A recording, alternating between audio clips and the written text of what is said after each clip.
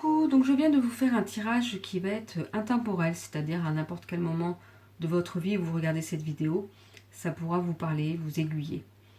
Donc il faut essayer de faire le vide, prendre une inspiration, bien expirer et voir quel choix vous iriez en premier. Le 1, le 2, le 3 ou le 4. Donc pour ceci, j'ai utilisé l'oracle La Lunologie, donc de Yasmine Bolland, et les illustrations sont de Nyx Rowan. Donc j'ai déjà fait une présentation de cet oracle. D'ailleurs, c'est la première vidéo que j'ai dû partager. Moi, une des premières en tout cas. Donc on va voir un petit peu ce qu'il en est. Moi, j'aime beaucoup ce jeu déjà parce que j'aime beaucoup les cartes. Hein. Ça, c'est le recto. J'aime vraiment ces illustrations des lunes.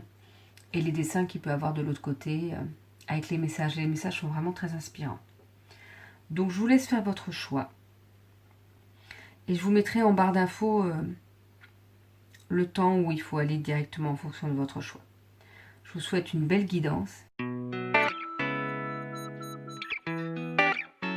Donc pour le 1, c'est un nouveau départ, la nouvelle lune.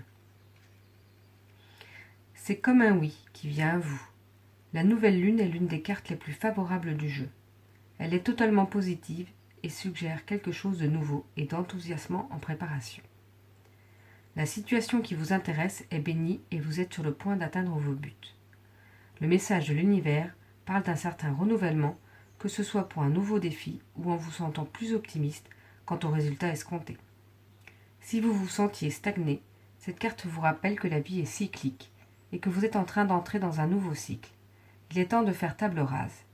Si la situation qui vous préoccupe est devenue toxique, soit elle sera résolue rapidement, soit quelque chose de neuf et de frais viendra à vous. Donc il y a d'autres explications. Là, par exemple, c'est en phase avec la Lune. Il est noté « Je le verrai quand j'y croirai ». Après, on a d'autres significations supplémentaires pour cette carte. Alors, soit ça peut être un nouveau départ se profile, soit vous aurez bientôt davantage d'espoir d'obtenir ce que vous voulez, ou bien encore votre foi en la manifestation de vos rêves fonctionne, ou oubliez le passé.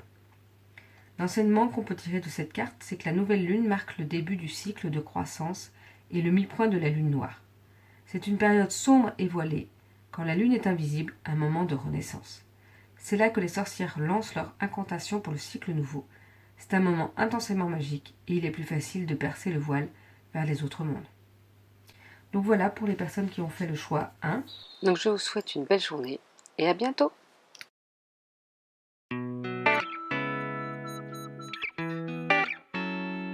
Donc pour le choix 2, c'est communiquer est la clé.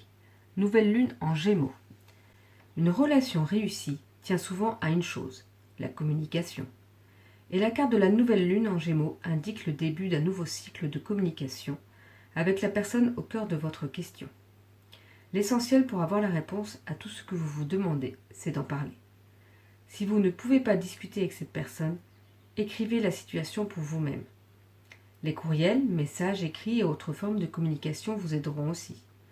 Si votre problème concerne un parent ou un voisin, quelque chose de nouveau se fait jour. Il est temps de faire table rase et de reprendre de zéro. Cette carte peut également indiquer que vous avez été trop frivole de ces derniers temps et qu'il faut vous enraciner à nouveau. Mais le plus important dans ce tirage est son emphase sur le besoin de communiquer. Donc il y a une petite indication pour être en phase avec la Lune. Dressez une liste de tous les gens que vous aimez le plus et voyez si vous leur donnez la priorité. Après, nous avons d'autres significations supplémentaires pour cette carte.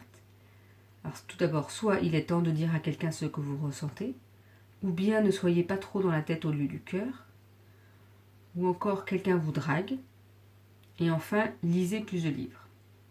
L'enseignement qu'on peut tirer de cette carte, c'est que les Gémeaux sont le signe de la socialisation, la communication, des idées et des voyages. Et l'énergie qui entoure cette carte, peu importe le moment de son tirage, est vive, bavarde et enjôleuse. La nouvelle lune en Gémeaux est une période fantastique pour sortir et faire des rencontres et bavarder. Il faut toutefois faire attention. Cette carte peut aussi indiquer un éparpillement mental. Une méditation quotidienne vous aidera à décoder les engrenages de votre cerveau. Et voilà pour les personnes qui ont fait le choix numéro 2. Je vous souhaite une belle journée et à bientôt.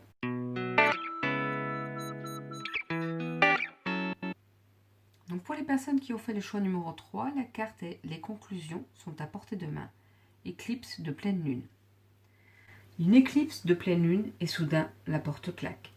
Si vous avez tiré cette carte, elle indique que la situation qui vous intéresse arrive à son apogée ou vient de l'atteindre et que vous n'avez plus la main. Ce que vous vivez maintenant est un contrat d'âme. C'est un moyen pour vous d'apprendre et pour votre âme d'évoluer. Laissez les événements se dérouler et restez serein. Si vous lâchez prise de quelque chose ou de quelqu'un, sachez que c'est le bon moment, aussi difficile que cela soit. Pardonnez ce qu'une personne vous a fait est peut-être la clé pour résoudre cette situation de manière positive. Cela ne lui donne pas raison de l'avoir fait, mais cela vous soulage afin que vous puissiez avancer. Donc pour être en phase avec la lune, il est noté « Je ne laisse pas passer ce qui est prévu pour moi ». Et en signification supplémentaire pour cette carte, nous avons tout d'abord les portes fermant maintenant ne s'ouvriront plus, où il est temps que vous retrouviez votre voie, mais encore le pardon vous délivrera du karma, ainsi que méditation, pranayama et yoga nidra vous sont recommandés. Enfin, cessez de contrôler, laissez les événements se dérouler. L'enseignement qu'on peut tirer de cette carte, c'est que les pleines lunes sont presque toujours des paroxysmes et très souvent des conclusions. Leur éclipse aussi, mais sous stéroïdes. Une éclipse de pleine lune est difficile à gérer parce que ses présages changent la donne et ce que bon nombre de gens trouvent désagréable. Mais le changement fait partie de la vie, et cette carte vous le rappelle, quel que soit le moment où elle apparaît. Les éclipses de pleine lune nous offrent aussi un aperçu de ce que Carl Jung appelle le soi de l'ombre. Travaillez sur votre côté obscur. Et voilà pour les personnes qui ont fait le choix numéro 3. Je vous souhaite une belle journée et à bientôt.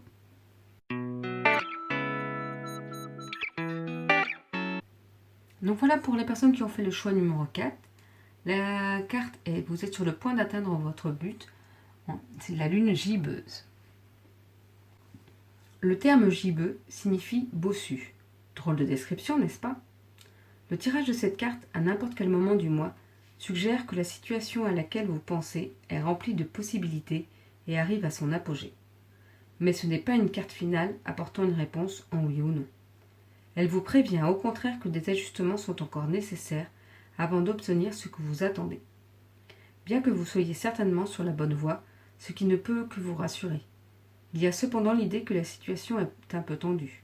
Alors, ne forcez pas trop, un faux mouvement et tout pourra s'écrouler. Ce n'est pas pour vous effrayer, mais simplement pour vous faire remarquer les fusibles liés à cette situation. Soyez prudent si vous choisissez d'allumer la mèche. Donc pour être en phase avec la lune, il est noté « Je sais que je suis sur la bonne voie ». Et en signification supplémentaire pour cette carte, il y a tout d'abord « C'est le bon moment pour revisiter vos plans », mais encore « Gardez le rythme en progressant vers vos rêves », puis « Restez concentré ». Également, c'est le moment idéal pour lancer un projet. Et enfin, il vous faut revenir à de saines habitudes. L'enseignement qu'on peut tirer de cette carte, c'est que la lune gibbeuse est à la fin du cycle lunaire, juste avant la pleine lune. Elle apparaît bossue parce qu'elle est presque entièrement ronde. C'est le moment culminant du cycle de croissance, et c'est pour cela une période plutôt intense dans le mois. Quel que soit le jour où vous tirez cette carte, elle suggère un moment de maturité et une situation très avancée. Donc voilà pour les personnes qui ont fait le choix numéro 4. Donc je vous souhaite une belle journée et à bientôt.